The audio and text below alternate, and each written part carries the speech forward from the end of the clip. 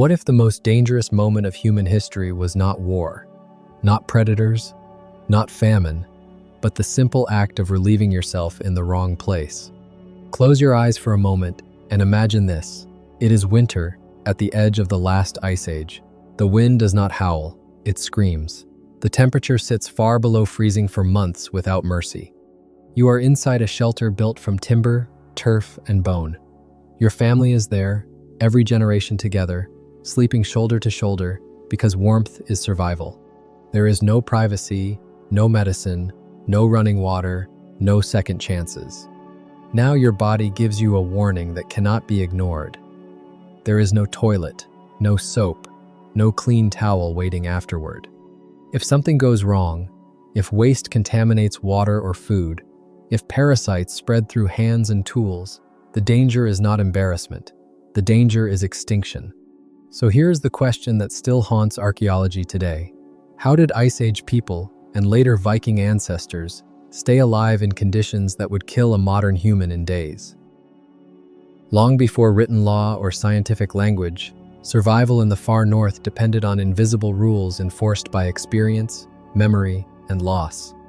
Archaeological sites across northern Europe reveal that Ice Age camps were not chaotic gatherings of desperate people, but carefully organized environments shaped by a deep and practical understanding of contamination and risk. Sleeping areas were deliberately separated from places where food was prepared. Toolmaking zones were positioned downwind, away from living space. Waste was kept far from water sources with a discipline that bordered on ritual, not out of superstition, but necessity. These patterns were not accidents.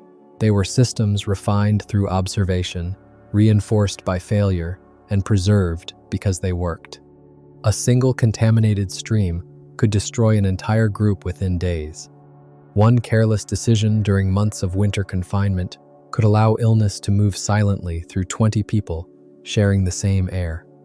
Survival demanded constant vigilance rather than heroism. These early northern communities understood something modern society often forgets.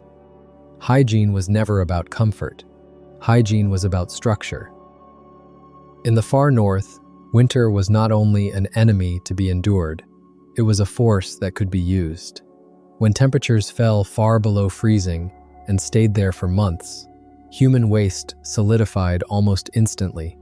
Frozen waste did not seep into the soil. It did not flow into water sources. It could be lifted, carried, and discarded far from living space before contamination had time to spread. Ice Age communities learned that cold itself could function as a form of natural control. Parasites that thrive in warmth struggled to survive in prolonged sub-zero conditions. Pathogens slowed. Insects vanished. What would be a lethal biological threat in warmer climates became manageable under ice and snow. Winter reduced risks that no tool or medicine could address. What seems brutal through modern eyes was in fact environmental cooperation. These people did not fight nature blindly. They observed patterns, tested outcomes, and adjusted behavior. They learned when resistance failed and adaptation preserved life. This mindset did not end with the Ice Age. It moved forward through generations, shaping the survival philosophy that later defined the Viking world. Cleanliness did not mean bathing in the modern sense. Water was precious and heat was scarce, so hygiene became practical rather than indulgent, targeted rather than symbolic. What mattered was reducing risk, not achieving comfort. Every action was measured against survival. In warmer seasons, people relied on soft plant materials for personal cleaning. Leaves were selected through long experience, not theory, and many possessed natural antimicrobial properties that modern science would only later confirm. Smooth stones gathered from riverbeds served controlled purposes without damaging skin, chosen because they worked and because they did not cause injury that could invite infection. During winter, snow and clean ice became essential tools. Fresh snow absorbed waste and moisture with surprising effectiveness, while ice could scrape away contamination when no other option existed. Arctic survival experts still confirm this principle today. The method itself was never the point. Intention was. Hygiene was not ignored. It was deliberately reinvented for a frozen world. Fire was far more than a source of warmth or a means to cook food. Fire was protection. Archaeological evidence shows repeated heating of tools well beyond what ordinary use would require. Stone implements carry patterns consistent with intentional exposure to high heat, suggesting deliberate efforts to neutralize invisible dangers.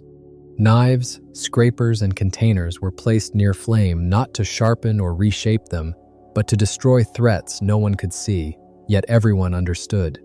Certain plants were burned inside shelters with purpose. Their smoke drove insects away and reduced illness within confined spaces.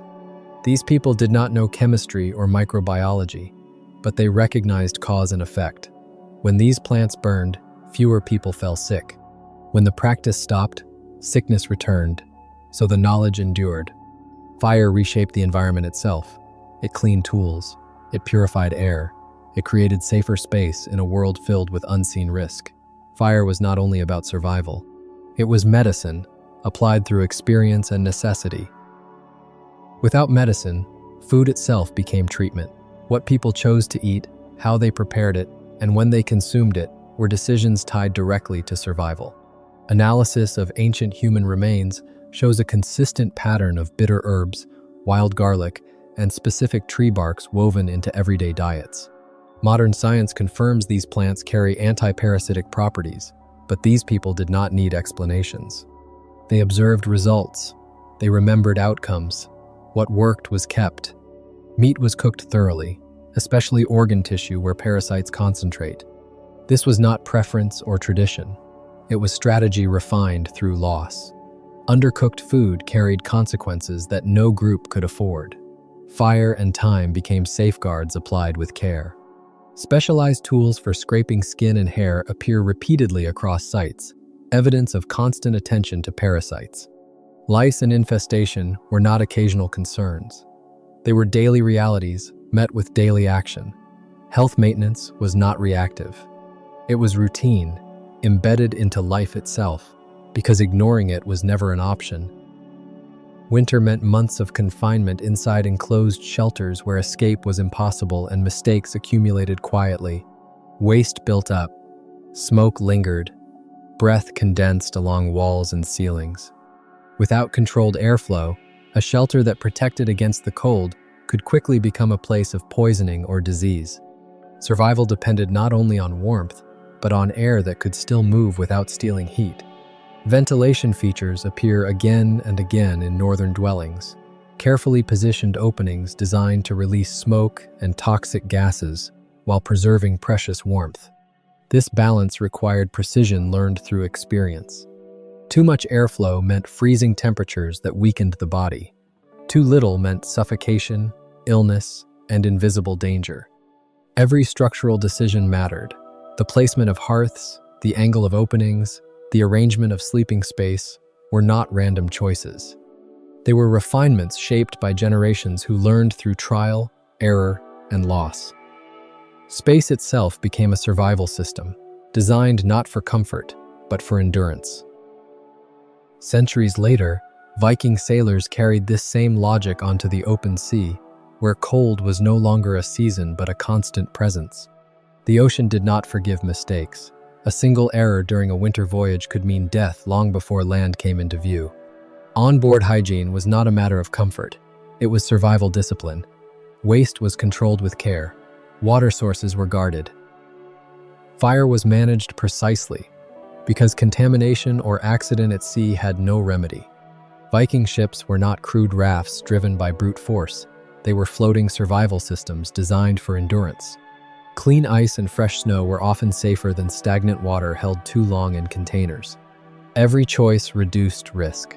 Discipline mattered more than strength, restraint more than speed. This philosophy did not vanish with the longships. It echoes in modern polar expeditions and military operations where conditions strip life down to essentials. Isolate waste. Protect water. Sterilize tools. Adapt or perish. Modern humans flush danger away with a lever.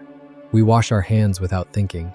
We trust systems so deeply embedded in daily life that their absence is almost impossible to imagine. Clean water arrives effortlessly. Waste disappears. Illness feels distant and abstract. But these systems were not born in laboratories or designed in moments of comfort. They were born in frozen shelters where mistakes carried immediate and irreversible cost. They were shaped in places where a single lapse meant children dying, elders weakening, and entire groups disappearing without record. The principles we now call public health did not begin with textbooks or institutions. They began with families who learned through suffering, observation, and memory. Through repetition and loss, they built rules that kept life moving forward. Our immune systems still carry the imprint of these adaptations. Our resilience is not accidental, it is inherited.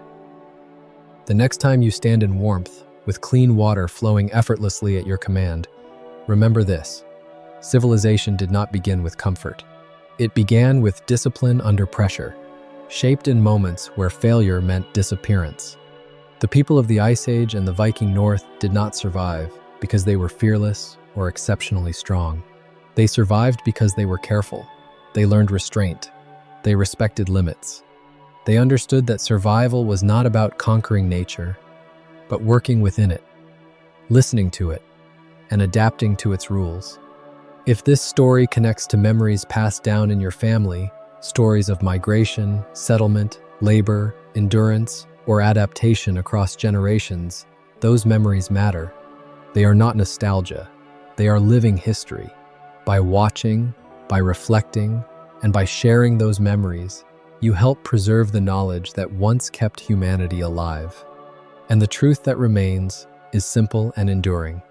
Human survival has always depended less on strength and more on understanding.